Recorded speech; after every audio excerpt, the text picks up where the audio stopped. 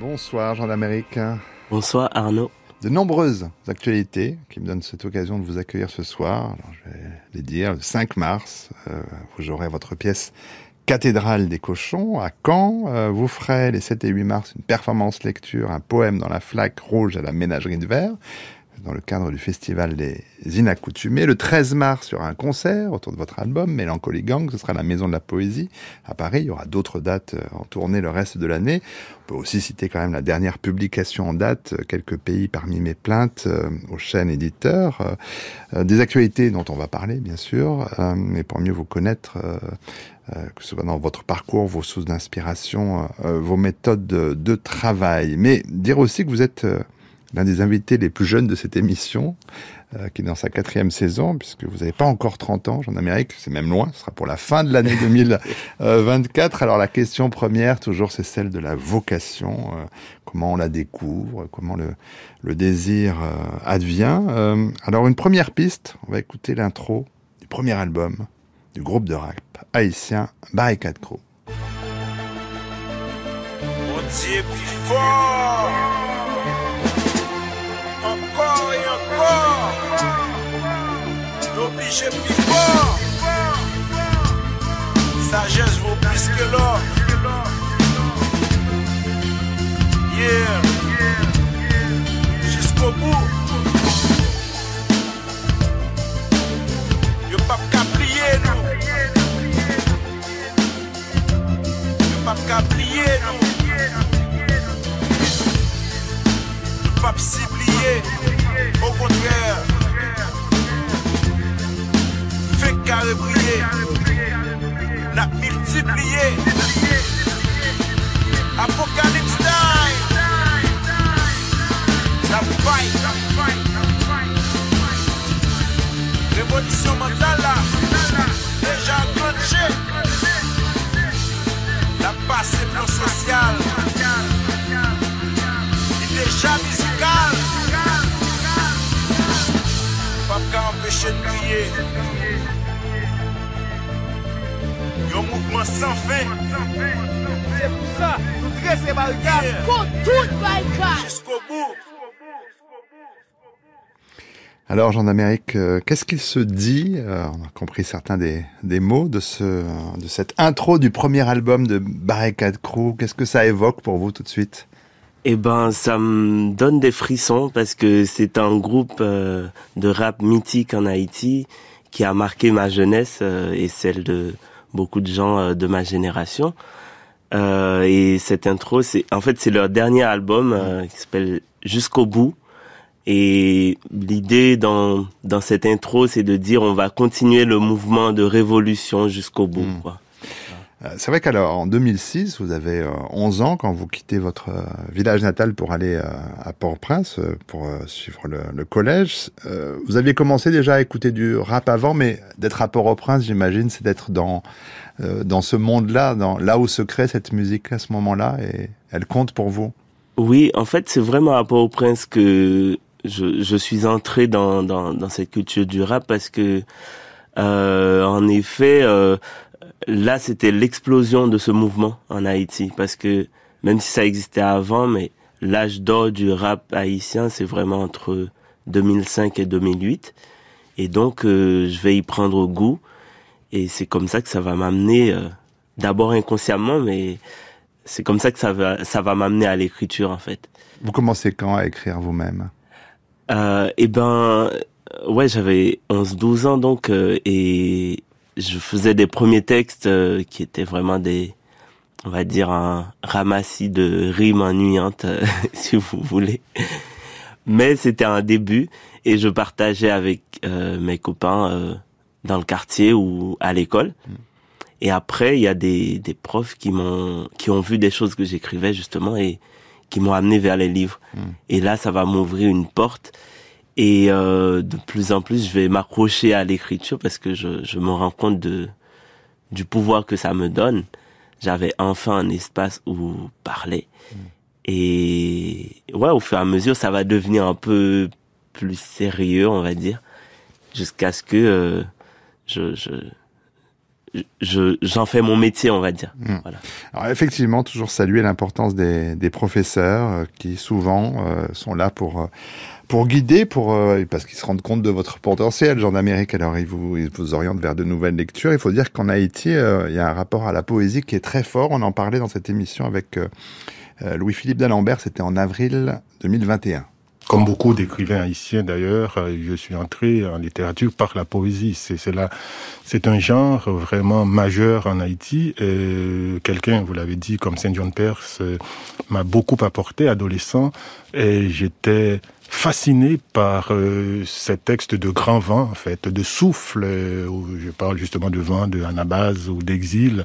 Et c'est des textes qui sont d'une force parfois que je ne comprenais pas parce que j'étais assez jeune, 13-14 ans, je ne comprenais pas tout, mais j'étais emporté par ce souffle-là, ce lyrisme-là qu'on trouve dans les textes de Saint John Perse. Et j'aime bien, justement, en l'écoutant, et peut-être ça échappe aux gens, mais il y a une petite pointe d'accent antillais et qui est là, qui est très présent et qui dit d'où il vient, et comment dit Saint John Perse. Et ce qu'on trouve aussi dans ces textes, et je me rappelle justement, vous parliez et de la résidence à Aix, donc je me rappelle un débat sur un texte de Saint John Perse, et c'est là toute la richesse de ce texte-là, où la personne qui l'avait lu, j'ai envie de dire, lu ou analysé, a retrouvé tous les mythes, les grands mythes grecs anciens de Saint John Perse, et moi j'ai retrouvé toute l'histoire de la Caraïbe,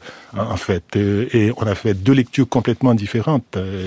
Et lui, ce qui lui paraissait évident, moi, il y a d'autres choses qui me paraissaient tout à fait évidentes qui lui ont échappé à lui. Alors ça, c'est la force de la poésie. On va parler de la force de votre poésie, Jean d'Amérique. Alors, Philippe d'Alembert, c'est une autre génération, celle qui vous précède. Lui, il évoque Saint John Perse. Pour vous, quelles ont été les lectures, alors que vos professeurs vous ont conseillées, qui ont été importantes pour vous dans vos jeunes années? Dans les premières lectures, il y avait Jacques-Stéphane Alexis, qui est un très grand romancier, je peux dire poète aussi, parce que il a une langue très poétique. Et il y avait Franck Etienne, qui m'a complètement bouleversé avec sa langue qu'il invente, en fait. Il bouleverse vraiment les codes de la langue classique, et ça m'avait fait un choc.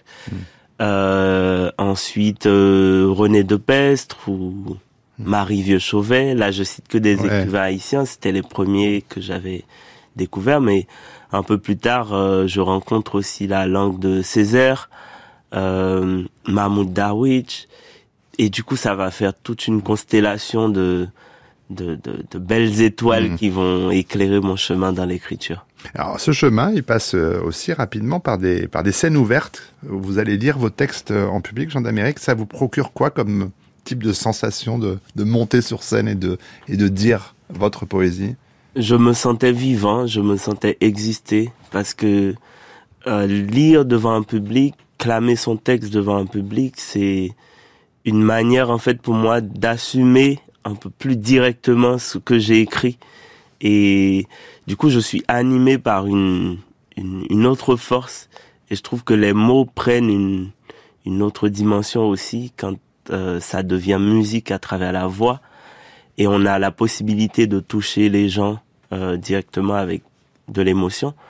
Donc oui, c'était un vrai plaisir de le faire, et je continue à le faire d'ailleurs, parce que j'adore ça. De toutes les façons, on va en évoquer quelques-unes. Alors, il faut dire aussi quand même qu'adolescent, vous vivez dans un quartier populaire de Port-au-Prince, que les rues, et là ça continue, étaient dangereuses, étaient violentes. Du coup, il y avait eu un coup d'État peu de temps avant votre arrivée à Port-au-Prince. C'était un moment difficile, comme de nouveau à Haïti, mais vous avez sorti un album l'année dernière, Mélancolie Gang, encore un nouveau mode d'expression pour vous, Jean d'Amérique. On va évoquer les autres. On va écouter le morceau Du sang dans ma bouche, mais je me demandais si ce morceau était aussi comme une réminiscence de ces années-là. Oui, tout à fait. Ce morceau, c'est un peu ma vie avec la ville de Port-au-Prince. Tout ce qu'elle m'a donné, tout ce qu'elle m'a fait subir aussi.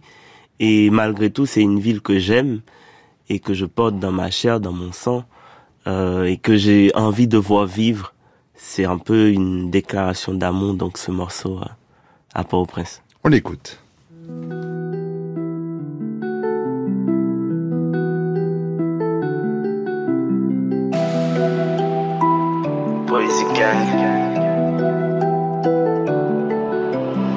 J'enlève ma peau et je verse un peu de sang pour ma ville. Je lève mon drapeau blanc et je laisse un peu descendre ma vie du ciel de la guerre, du sel de ma terre. Je goûte à chaque fois que le désespoir me harcèle. Coupé du soleil, il ne reste de ma vie qu'une parcelle. À chaque gamin, une page de vie sale. Car ici, il n'y a pas d'âge pour assassiner.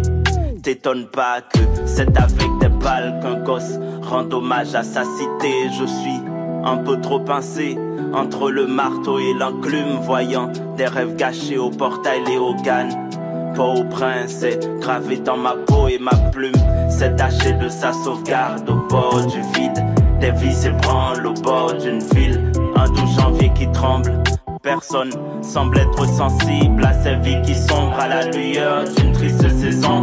Solidarité étranglée, nous laissant la seule chanson, doivent se rassembler, seulement qui se ressemblent. Je chante ma ville sur le son des cartouches.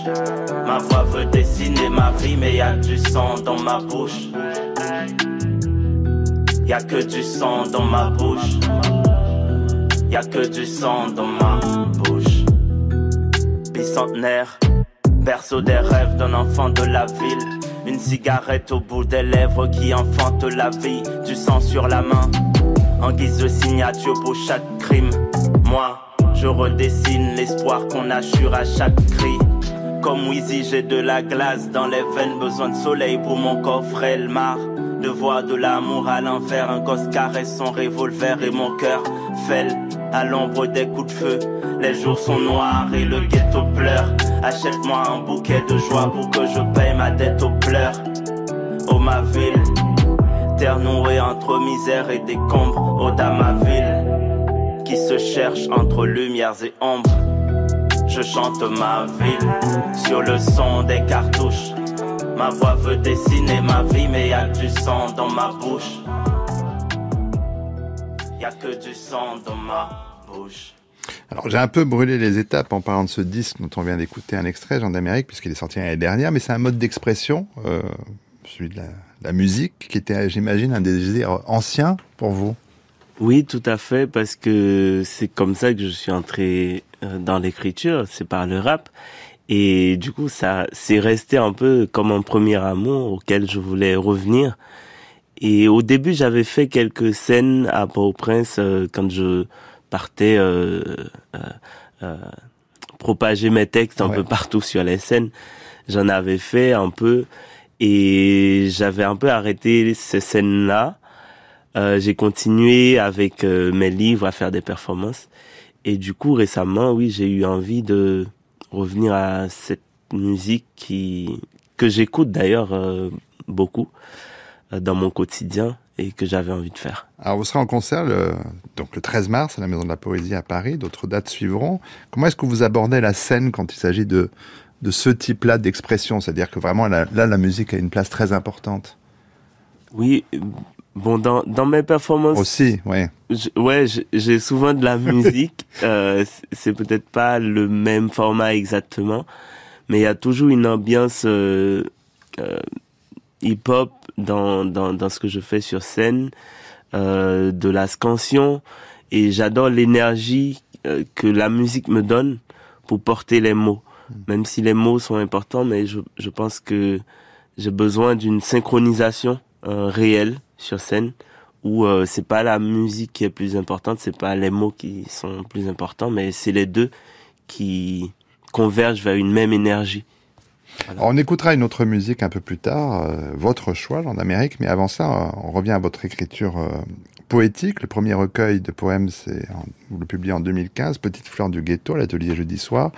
En 2007, il y aura Nul chemin dans la peau saignante, étreinte, le premier recueil au Chêne éditeur, d'autres suivront, comme Atelier du silence en 2020, ou le dernier en date, Quelques pays parmi mes plaintes. De livre en livre, en tout cas, on peut voir déjà, en peu de temps, votre écriture évolué. Ce dernier recueil, par exemple, il est rédigé à chaque page avec une phrase en prose, sans début, sans fin. Comment est-ce que vous posez la question de la forme poétique année après année? Est-ce qu'il s'agit d'aller chercher plus loin, de pousser un curseur pour voir jusqu'où vous pouvez aller? Oui, en fait, je pense que j'adore trouver de nouvelles formes comme enveloppe pour le poème, on va dire. Parce que l'essence, je laisse ça venir. Il y a le moment du jaillissement. Voilà, quelque chose qui me traverse et j'ai envie de le dire. Je vais chercher une forme. Et dans cette recherche de forme, c'est important de renouveler pour ne pas répéter des formules, pour ne pas être l'écrivain qui a trouvé sa petite recette et qui sait comment faire un recueil de poèmes. Moi, je ne sais pas comment faire un recueil. Donc, je cherche de nouvelles formes, je pousse la langue à des endroits inhabituels aussi. Et je vois le résultat que ça donne. Et si je me sens convaincu, j'avance. Alors, on va évidemment sans cesse passer des questions de fond à des questions de forme dans cette émission. Question aussi vieille que l'histoire, que l'histoire de l'écriture, à quoi sert la littérature, à quoi sert la poésie. Alors avant de répondre, on va écouter un très courte archive. On va entendre justement Mahmoud Darwish sur France Culture en 2007. Il faut savoir qu'il est traduit en simultané dans cette émission par Elias Sambar. C'est quand même une illusion de penser que le poète peut bouleverser le monde. Mais c'est une belle illusion, c'est une illusion nécessaire. Mais c'est vrai que cela aide à élire demeure dans le monde. Mais cette élection de demeure n'est pas réservée aux poètes. Elle est suffisamment spacieuse pour des milliers d'autres personnes qui viennent élire demeure et qui sont ses lecteurs. Alors écrire, c'est un acte forcément politique, Jean d'Amérique? Habiter le monde, c'est déjà avoir sa place, on va dire, politique, parce que on vit en société, il se passe des choses autour de nous, et être un individu au milieu de ça, pour saisir vraiment son existence, il faut comprendre sa part politique et l'exercer. Et donc l'écriture, pour moi, elle ne peut exister que dans cet élan-là, parce que c'est moi le citoyen qui écrit. C'est pas l'écrivain que je suis, et pas une entité séparée. Et donc, oui, forcément, c'est un acte politique, parce que je donne une vision du monde, je donne une position sur la vie, et j'ai aussi un outil qui peut avoir un impact sur les gens, qui peut influencer les gens. Et donc, ça, j'en ai conscience, et je sais que j'ai envie de déposer plutôt de bonnes graines dans les esprits. Donc, oui, parce que Mahmoud Darwish là disait donc que c'est une illusion, que le poète peut bouleverser le monde, et par contre, les lecteurs, le poète peut les aider à habiter le monde. C'est vraiment ce que vous venez de dire également, Jean d'Amérique, mais ça veut dire qu'il y a une responsabilité en tant qu'auteur. Oui, on peut dire ça. Après, je voudrais pas qu'on le prenne dans le sens que le poète est forcément un porte-parole de la cité, mais écrire quelque chose et choisir de le partager à un public, oui, ça nous donne une responsabilité, parce que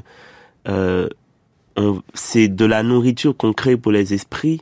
Ça va faire un impact, ça va faire quelque chose. Et cet impact-là, voilà, il faut qu'on sache ce qu'on veut qu'il soit, en fait. Et donc, oui, c'est une responsabilité. Alors, la responsabilité, c'est aussi de prendre des choses en charge. Vous avez fondé, vous, avec le collectif Loc Urbaine, un festival, le festival Transpoétique en Haïti. C'était en 2019, la première édition, que vous aviez quand même intitulé « La poésie sauvera le monde ». On est entre la méthode Coué et puis la véritable croyance. Enfin, il y a quelque chose de très, très important. Et puis, il y a aussi, j'imagine, des interventions en milieu scolaire. L'idée, c'est que la poésie, elle doit être présente à tout âge et pour tout le monde, pour le plus grand nombre. C'est ça l'idée. C'est ce que je souhaite. Et en créant ce festival, justement, je voulais, comme en Haïti, il y a une très grande tradition de la poésie. La poésie, c'est très important pour les gens. Je voulais réunir un peu ces énergies dans un événement et lui donner plus de souffle. Et donc, on essaye de proposer de la poésie sous plusieurs formes. On utilise toutes les formes artistiques possibles, que ce soit la photographie, la danse, le cinéma. On a un cycle de cinéma avec des films qu'on trouve poétiques. Ça se traduit aussi par des ateliers d'écriture que les auteurs vont faire dans des écoles ou avec des jeunes dans des quartiers de Port-au-Prince. Donc, c'est vraiment mettre la poésie là où elle doit être, c'est-à-dire au cœur du peuple. Alors, avant de poursuivre, votre choix musical, je l'ai évoqué tout à l'heure, Jean d'Amérique, s'est porté sur un morceau du groupe RAM. RAM, c'est l'acronyme de son leader, Richard Auguste Morse. Groupe très important à Haïti. On va aussi entendre la voix de la chanteuse Lunise. De quoi parle ce chant que nous allons entendre? Alors, ce chant, pour moi, c'est une prière, en fait. Elle s'adresse à la déesse Erzuli. Erzuli, qui est une figure du vaudou. Ne vous inquiétez pas, je vais pas vous... Je suis pas inquiet. Mais c'est une figure du vaudou. Faudrait peut-être que je sois inquiet, je sais pas, mais je suis pas inquiet. Qui a deux versants. Alors il y a Erzuli Freda et il y a Erzuli Dantor.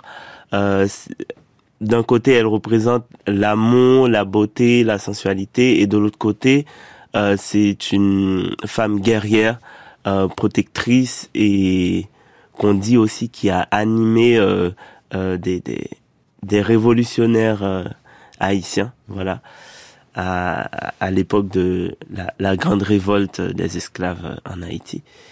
Et donc, ce morceau, j'adore parce que ça me fait replonger je peux dire, dans mon âme qui est connectée à l'imaginaire haïtien, on va dire. Et cette voix, je la trouve magnifique. Donc, moi, je suis pas quelqu'un qui écoute vraiment de la musique pour écrire directement, mais ce morceau peut me mettre en condition, on va dire. Comme une prière avant d'écrire, ça peut l'être parfois, pour me concentrer. On va voir si ça va servir à d'autres que vous.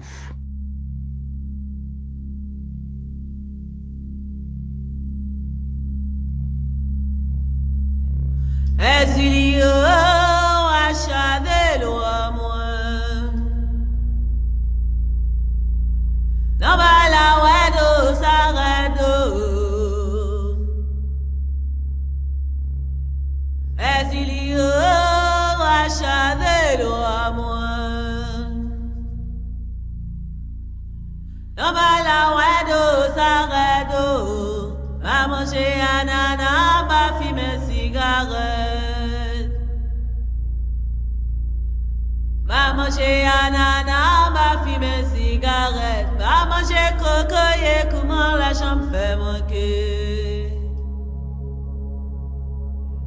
Est-il libre à Chanel ou à moi? Dans ma la wedo, sa wedo. Est-il libre?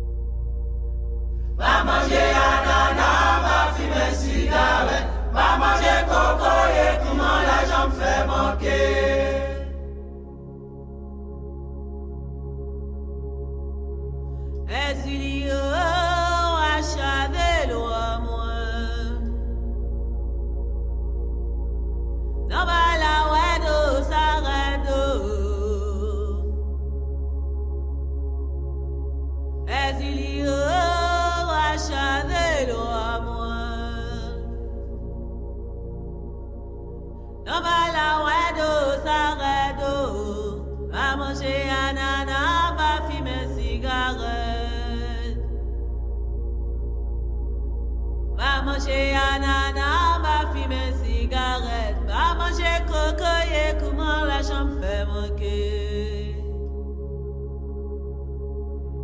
Est-il libre à Chanel ou à moi? Dans ma la wedo, sa wedo. Est-il libre à Chanel ou à moi? Dans ma la wedo, sa wedo. Va manger ananas, va fumer cigarette.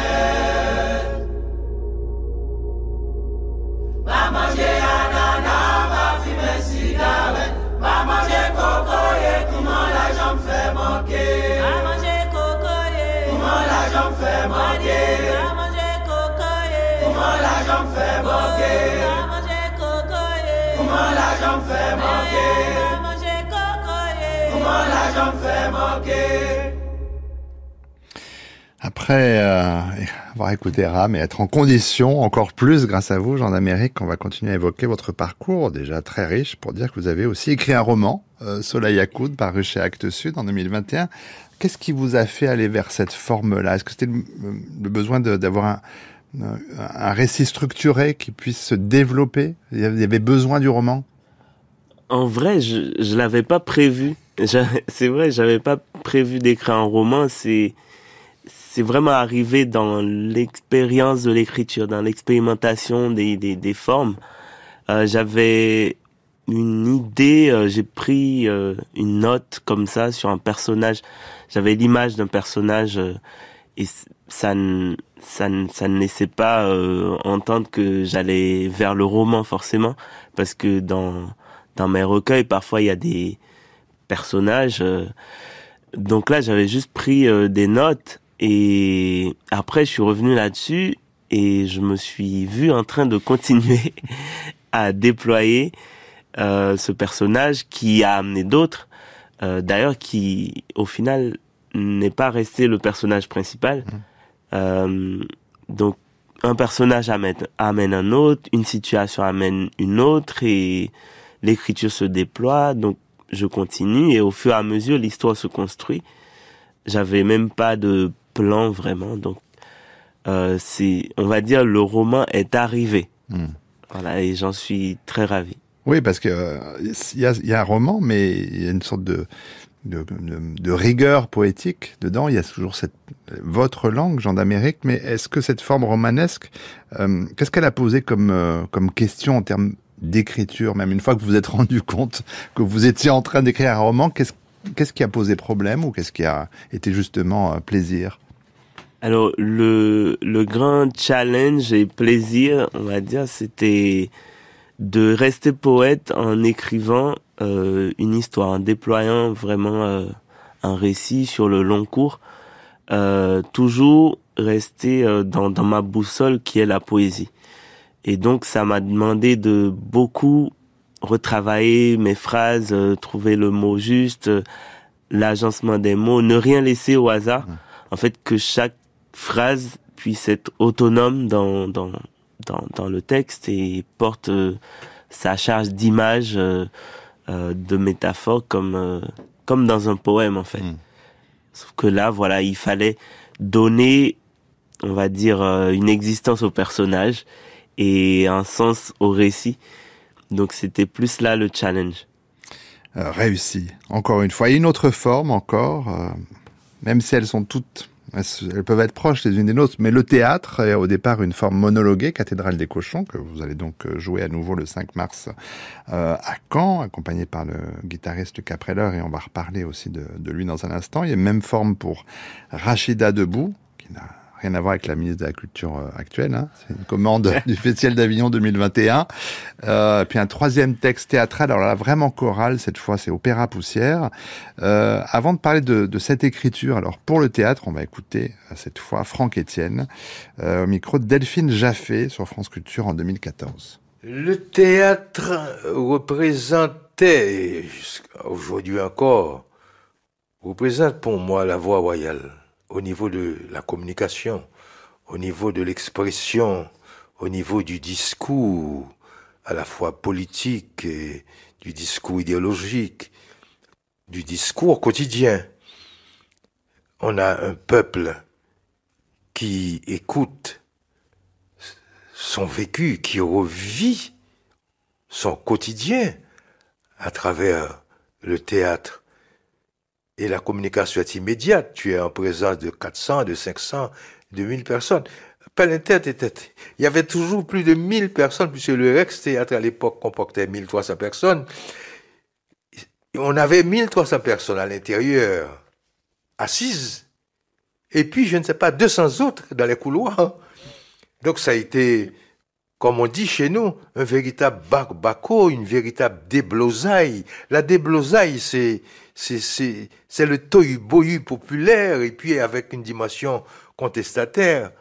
Ça n'a pas plu au pouvoir. Ouais, comme par hasard. Franck Etienne, vous l'avez dit, vous l'aimez beaucoup, Jean-Amérique, et je me dis que vous devez partager son sentiment sur quand même cette force toute particulière du théâtre, qui s'adresse évidemment très directement à un public. Cathédrale des cochons, que vous allez donc là bientôt rejouer. C'est un texte qui est né d'un massacre d'État, qui a entraîné des mouvements sociaux à Port-au-Prince, auxquels je crois que vous avez participé, qui a donné lieu à des répressions policières très violentes. Mais qu'est-ce qui vous a décidé à faire un texte là qui devait être dit, déclamé, accompagné certes à la guitare, mais cette forme théâtrale? Oui, alors ce texte c'est un cri, c'est un cri politique, c'est un cri du cœur, de la chair, et je l'ai porté en voix aussi en l'écrivant, parce que c'est un poème fleuve en fait. Et donc en l'écrivant, il y avait ce rythme là qui m'accompagnait. J'avais envie de le crier. J'avais envie il y a une urgence qui habite ce texte que j'avais envie de partager tout de suite. Et le théâtre, c'est un très bon lieu pour ça, justement. Et c'est ce que j'aime dans le théâtre. Ce côté vibrant du corps, de la voix qui rencontre tout de suite les gens et qui peut créer quelque chose chez eux. Donc, c'était pas forcément évident dans l'écriture de me dire je vais écrire une pièce de théâtre, mais le texte, par son souffle, a dérivé vers ça, et je l'ai défendu aussi comme théâtre parce que bon, il y a des gens qui m'ont dit c'est plus un poème que forcément du théâtre, mais moi j'y ai vu cette potentialité là par le souffle qui habite ce personnage, qui est donc un poète qui est emprisonné par le régime autoritaire de son pays, et depuis la prison qui clame un long cri de révolte. Et il me semblait que la forme théâtrale correspondait bien à ça. Correspondait bien au fond, et le fond, on en reparle, Haïti, bien sûr, toujours présente dans vos écrits.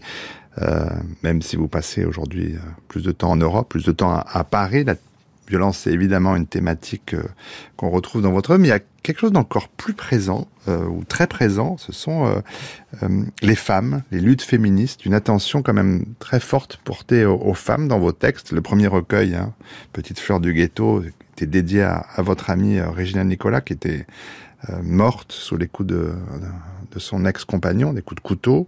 Vous avez rendu souvent hommage à vos tantes, à votre mère disparue, la jeune héroïne de Soleil à coudre, le roman dont on parlait tout à l'heure. Elle se bat pour survivre dans un bidonville de Port-au-Prince, mais aussi pour vivre un amour avec une camarade de classe, un amour entre deux femmes. Rhapsodie rouge, il y avait ce peuple débarrassé du patriarcat qui s'incarnait dans son héroïne, Rhapsodie.